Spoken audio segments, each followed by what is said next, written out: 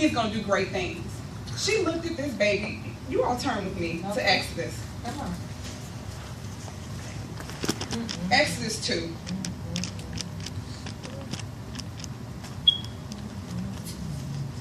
And it said, and the woman conceived and bare a son.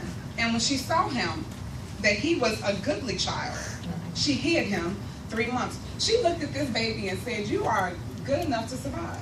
Yeah. You're a goodly child. That's what she looked at him and said. So she hid him.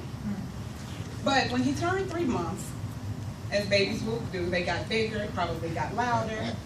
She wrapped him up in a waterproof basket, shipped him up the river just to save his life. Now, could you imagine what would have happened had Moses been aborted? Wow. Had Moses been killed? Wow. Could you imagine what would have happened to the slaves, the children of Israel? Could you imagine what would have happened to their freedom? Amen. Had Moses' life been taken away? Amen. See, a lot of times, 90% of the times, 99% of the times, 100% of the times, we can't see what our actions do or what the reaction will cause. That's right.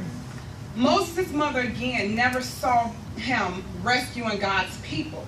She just looked at him and said, he was good. Yes. And when we abort our blessings because of our own doing, going back to that, or because of the fear that we may even have of the enemy, Yes. or the season that our soul is in, we miss out on birthing something great. Yes. We miss out on birthing something great. Wow. My God. Thank you. And the very last stage is a sensitive stage to a lot of women. And again, I need you all to stay in the spiritual with me. It's the stage of miscarriage. Wow. And I want you all to understand that even what I'm about to say, when you have a natural miscarriage, this is not your fault. Okay, so I want to put that out in the atmosphere now. I want you all to understand that it's not your fault that you have a miscarriage. Amen. What does miscarriage mean? What does miscarriage mean? It's a spontaneous loss of something before it's carried to term. A spontaneous loss of something before it's carried to term. And in a state of miscarriage, it could be a number of things, but God said that it could be that your body wasn't ready for this blessing. That your mind wasn't ready for this blessing yet. Come on.